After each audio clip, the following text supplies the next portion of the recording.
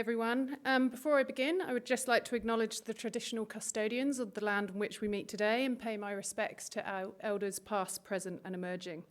And what an honour it is to be invited here today to share in Fortescue's decarbonisation journey and how nature and collaboration plays an integral part of this. So I started my environment career around 20 years ago conserving sea turtles in Guatemala. And as a marine scientist, I've always felt a deep connection to nature. And I think we will all agree here today that it is evidently clear that we are at a critical point in the future of our natural world.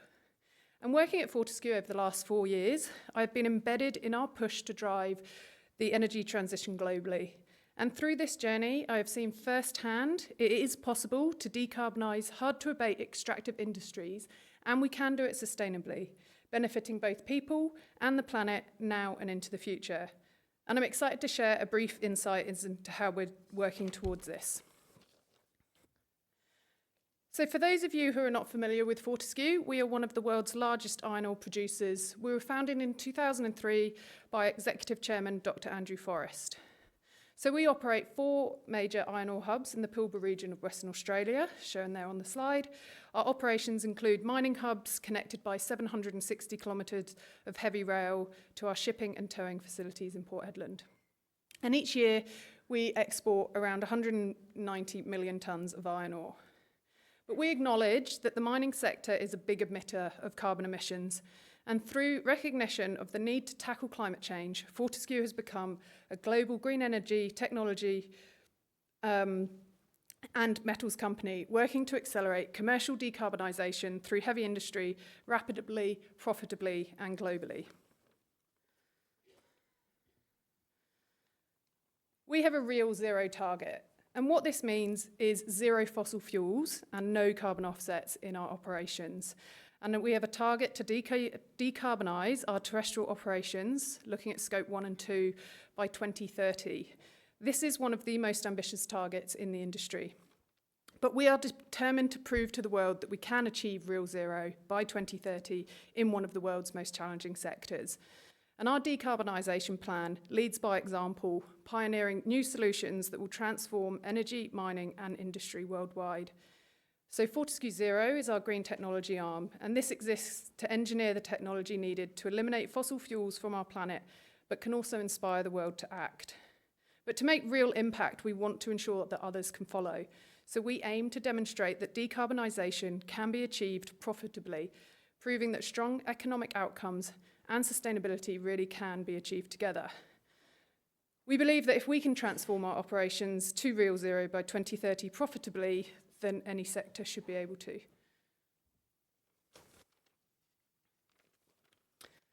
So our real zero ambition underscores our commitment and dedication to fighting climate change through the reduction of greenhouse gas emissions. However, I think it is essential to recognise that greenhouse gas emissions represent just one facet of the challenge that we face. And as we all know here today, our entire natural world is also facing a deep crisis due to the ongoing loss of biodiversity and the degradation of essential ecosystem services driven by human activities. Climate change and the loss of nature are intricately intertwined, and they form a complex web of cause and effect. So to address one issue effectively, we must address the other at the same time.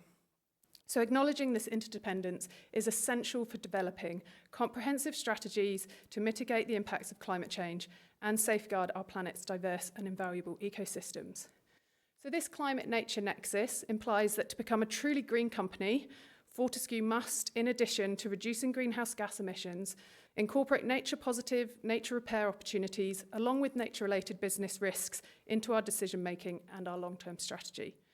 So building upon the preliminary work we have achieved to date, Fortescue is in a unique position to adopt a rigorous, science-based approach to simultaneously address both the climate and nature crisis. So as such, we not only have an industry-leading decarbonisation goal, but we also have an industry-leading biodiversity target to be net positive on biodiversity. So our mining operations present the largest immediate business risks and dependencies for both biodiversity and water, but they also present opportunities for nature-positive outcomes. So it's positioning Fortescue's approach to nature appropriately also presents a significant opportunity to support in the achievement of our business objectives, by enabling enhanced access to land, resources and finance. Our goal is to be a leader in biodiversity management. We recognise the importance of our role in safeguarding the environment, and we aim towards creating overall biodiversity benefits in the areas we work, which again is reinforced through our commitment to achieve a net positive or in biodiversity net gain impact on biodiversity. But to achieve this, we need to comprehensively understand our impacts on biodiversity and ensure that they are outweighed by the actions taken to avoid, minimise, rehabilitate and lastly offset any residual impacts. We aim to continually understand the biodiversity in the regions that we operate and to understand what additional mitigation actions or additional conservation actions can be undertaken. Where possible, we aim for our approach to be proactive and not reactive. We want to enable innovation and application of robust science-based solutions to ensure our environmental management is impactful, meets our biodiversity net gain targets, but also contributes meaningfully to broader nature positive initiatives. So key to achieving this is strategic collaboration with government, regulators, industry, First Nations, communities, conservation groups and research organisations. We understand that achieving our biodiversity commitment is going to be a big task, but it's one that is required if we are to make any meaningful change. So the first step we took was to create a roadmap which detailed our approach to nature. This resulted in the creation of our biodiversity strategy, which is based around 4 main pillars as shown on the screen, but noting the need for open and transparent disclosures to underpin each of these pillars. So our first pillar is biodiversity in design and decision making. So this encompasses the mitigation hierarchy, which is implemented at every phase of our project and embeds environmental basis of design, nature-based solutions into our engineering and aligns with international industry practice.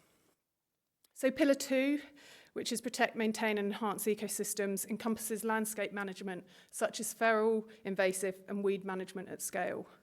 It also includes education and training and threatened species management, and our nature and sciences team are doing some really fantastic work in this space, such as the creation of artificial northern quail habitats, the pilbara leaf nosed bat habitats, and also eDNA work to support rehabilitation and baseline studies, along with regional monitoring.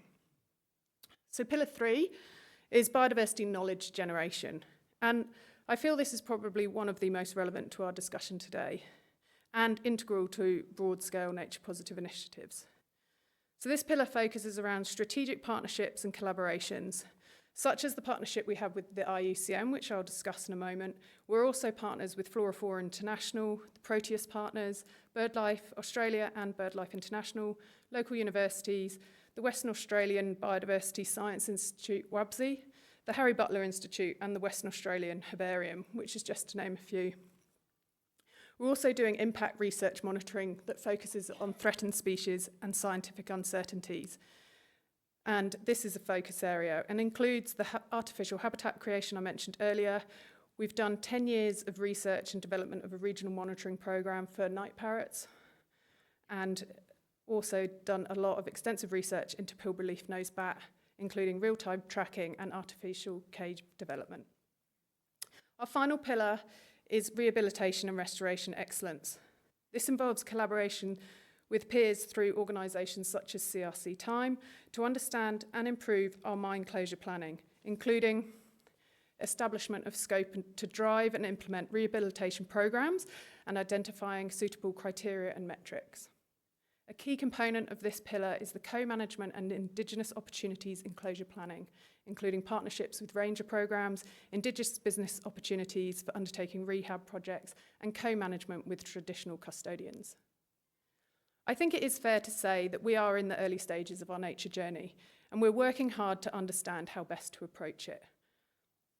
And to help navigate this fast-evolving nature disclosure space and to make sure our approach is scientifically robust, relevant to our business and our nature interactions, we recognise the importance of seeking the advice and support from experts in these fields. So that leads me to the IUCN partnership. So in September 2024, the IUCN and Fortescue formally entered a 3-year strategic collaboration. And the purpose of this collaboration was to share expertise and insights to develop an ambitious evidence-based nature roadmap for Fortescue's mining activities and to help achieve our net positive impact commitment. It also seeks to explore how such a roadmap could also deliver high-integrity contributions to the Kunming-Montreal Global Biodiversity Framework and nature-positive outcomes for the planet and the people.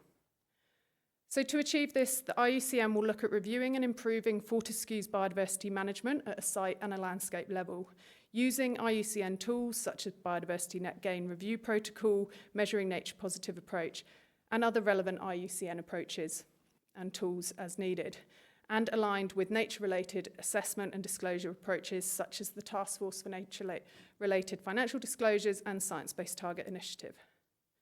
So this collaboration comprises of two main components: the Biodiversity Roadmap, supporting the development of our corporate Biodiversity Roadmap, grounded on scientific approaches to deliver net positive, while also identifying those broader nature-positive landscape opportunities. And then the strategic collaboration, to strengthen positive action and influence the sector through ongoing consultation and scientific panels, annual reviews, and working on exploratory components with Indigenous peoples, developing communication tools to share lessons learned on Fortescue's broader contributions to the GBF. And actually, concurrently to the symposium, we have our IUCN representatives visiting Eliwana mine site, which is being used as a pilot site to review and assess our current approach to nature as it applies to operating mine sites and how we can improve that to meet our goals.